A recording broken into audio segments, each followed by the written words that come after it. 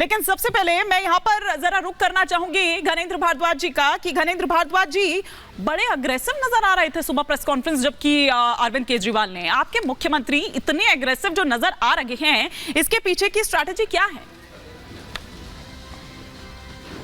देखिए हिमानी जी, 10 साल से देश में नरेंद्र मोदी जी की सरकार है और अब बिल्कुल चुनाव से एंड वक्त पहले मोदी जी सीए का कानून लेके आते हैं। 9.5 साल तक ये सरकार सोई रही।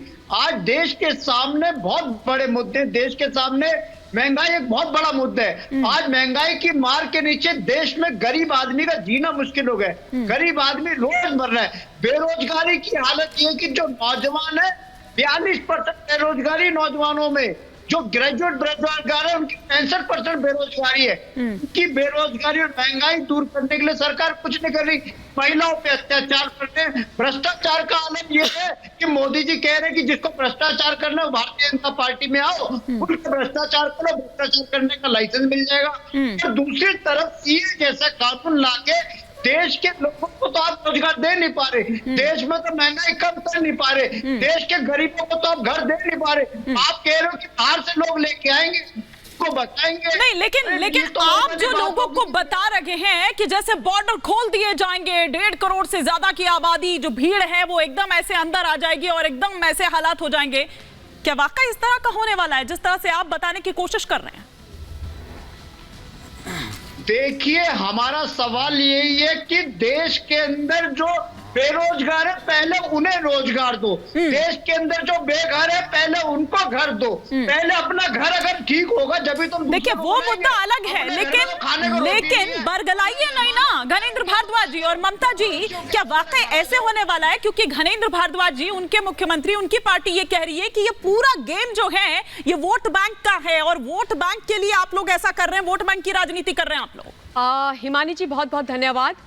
झूठ बोलने में एक्सपर्ट, झूठ फैलाने वाली कंपनी के सीईओ, भ्रष्टाचार के पर्यायवाची, घुसपैठियों के मसीहा माननीय सम्माननीय अरविंद केजरीवाल जी ने जिस प्रकार से आज प्रेस वार्ता के माध्यम से एक बार फिर से देश को बरगलाने के लिए सीएए के नाम पर झूठ बोला है, तो पहले मैं ये बता देना चाहती हूँ केजरीवाल जी को, पूरा देश तो जानता है कि सीएए के माध्यम से भारतवर्ष के किसी भी नागरिक की नागरिकता ली नहीं जाएगी। ये नागरिकता देने का कानून है, पहली बात। दूसरी बात, ये बोल रहे हैं कि ये गरीब लोग अगर इस देश के अंदर आएंगे तो इस देश की अर्थव्यवस्था छिन्न भिन्न हो जाएगी, हमारे ऊपर आर्थिक तौर से वो बोझ बन जाएंगे। वो इस देश के मूल के लोग हैं जिनको उनका ये हक सदियों पहले मिल जाना। संसाधन तो लिमिटेड है, वो ये कह रहे हैं संसाधन उतने नहीं है, महंगाई, बेरोजगारी, ये तमाम मुद्दे गिनवा रहे हैं वो। हिमानी जी मुझे बस 30 सेकंड्स और दीजिए। इन्होंने ये बात बोली। अब मैं ये पूछना चाहती हूँ मिस्टर केजरीवाल से साफ साफ शब्दों में कि रोहिंग्याओं को जो आपने ममता बनर्जी के साथ इस देश के अंदर बसा करके रखा हुआ है, क्या वो अरबपति खरबपति है, मिलियनियर बिलियनियर्स हैं? क्या उन्होंने इस देश के अंदर आकर के फैक्ट्रीज लगा दी, इस देश की अर्थव्यवस्था के अंदर इजाफा कर दिया, इस देश के अंदर क्या उन्होंने रोजगार उत्पादित कर दिए? नहीं ना। वो भिखमंगे हैं, वो गरीब, उनको यहाँ पर घुसपैठिए हैं। वो इस देश के अंदर अवैध तरीके से हमारी सीमाओं से घुस करके आए, वो हमारी अर्थव्यवस्था पर बोझ है हिमानी जी। उनको हम पाल रहे हैं, हम टैक्स पेयर, और ये लोग अपनी राजनीति करने के लिए तुष्टि कह रहे हैं कि आप अपने बच्चों को जो देश में है ऑलरेडी करके जो वास्तव में इस देश का जिनको देश की नागरिकता मिलनी चाहिए, वो 6 धर्म के आधार पर परसिक्यूटेड माइनॉरिटी, उनका विरोध कर रहे हैं। क्विक रिएक्शन घनेंद्र जी। फिर हमारे साथ कुछ और लोग इस वक्त यहाँ पर जुड़े हुए हैं जिनको आप कह रहे हैं ना कि भैया ये पाकिस्तानी है, बाहर से आप इनको लेकर आ गए हैं, संसाधनों पर डाका डाल रहे हैं। वो लोग हमारे साथ जुड़े हुए हैं, फिर मैं उनका रुख करूंगी। फटाफट से आप रिएक्शन दीजिए इस पर। हिमानी जी, एक कहावत है हमारे यहाँ पे कि घर में नहीं दाने और अम्मा चली बुराने। अच्छा, वही वाला काम हो रहा है। तुम अपने नौजवानों को तो रोजगार दे दो। अपने बेघर आपने दिल्ली के अंदर कितने रोजगार दे दिए, जरा ये तो बता दो।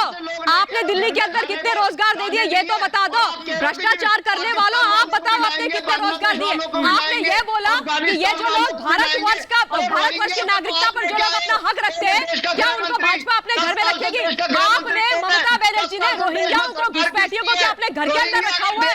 अरे घनेंद्र जी जवाब दीजिए, सही सही जवाब दीजिए। वो इस देश के मूल निवासी है, गरीब है, तो आप लोगों की आंखों में चुभ रहे हैं। आम आदमी का चोगा पहन करके आज आप धर्म के आधार पर परसिक्यूटेड माइनॉरिटी जिनको इस्लामिक राष्ट्रों ने बुरी हालत कर दी, उनको जो नागरिकता दी जा रही है उस पर आप रो रहे हैं। और बाय द वे ये उनका हक है, ये हक उनको सदियों पहले मिल जाना चाहिए था।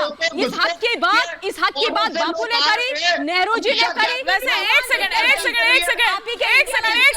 ममता जी, आपको भी रोक रही हूँ, घनेंद्र भारद्वाज आपको भी रोक रही हूँ। इससे पहले कि मैं उन लोगों का रुख करूं, एक आंकड़ा तुरंत आपको दे देती हूँ, फटाफट से दे देती हूँ, क्योंकि घनेंद्र भारद्वाज जी अभी बता रहे थे वो बेरोजगारी का जो राष्ट्रीय औसत है वो है 4.4%। और अगर दिल्ली में राष्ट्रीय औसत की बात करें, औसत से ज्यादा है बेरोजगारी। दिल्ली में बेरोजगारी दर 5.1% है घनेंद्र भारद्वाज जी, और पुरुषों की बेरोजगारी दर 5.1 और महिला बेरोजगारी दर की अगर बात करूं तो ये 6% है। कुछ लोग इस वक्त मेरे साथ मौजूद हैं जिनके लिए घनेंद्र भारद्वाज जी, उनके मुख्यमंत्री जी पाकिस्तानी संसाधनों पर डाका डाल देंगे, हमारा हक छीन रहे हैं। ऐसे ही कुछ लोग इस वक्त हमारे साथ बैठे हुए हैं। सबसे पहले तो मैं ये समझना चाहूंगी कि आज सुबह जब दिल्ली के मुख्यमंत्री प्रेस कॉन्फ्रेंस कर रहे थे, आपने सुना क्या कुछ कहा उन्होंने?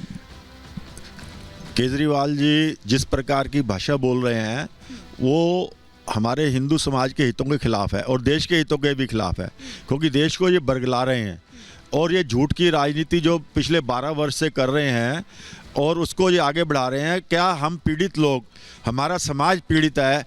आज दिल्ली में इन्होंने हमारे एक भी व्यक्ति को रोजगार दिया क्या? और रोहिंग्या जो घुसपैठी हैं जिन्होंने बर्मा के अंदर सैकड़ों हिंदुओं को जो है हत्या करी, उनको जो है ये पाल रहे हैं।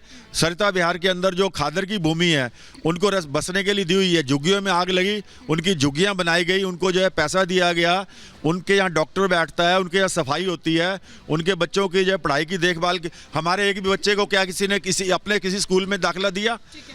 ये वो सवाल हैं जिनका मैं जरूर यहाँ पर जवाब लूंगी घनेंद्र भारद्वाज जी से। लेकिन सीए लागू हो गया, इससे अब आपको लग रहा है कि वो जो जिंदगी आपकी थी अब कुछ सामान्य वो लौटेगी, अब एक सामान्य एक ट्रैक पर जो है वो आएगी, उससे बदलाव आएगा अब आपकी जिंदगी में? कैसे देखो, हमारे देश के प्रधानमंत्री ने गला बैठ गया थोड़ा सा, तो हमारे लिए अच्छा ही निर्णय सोचा है।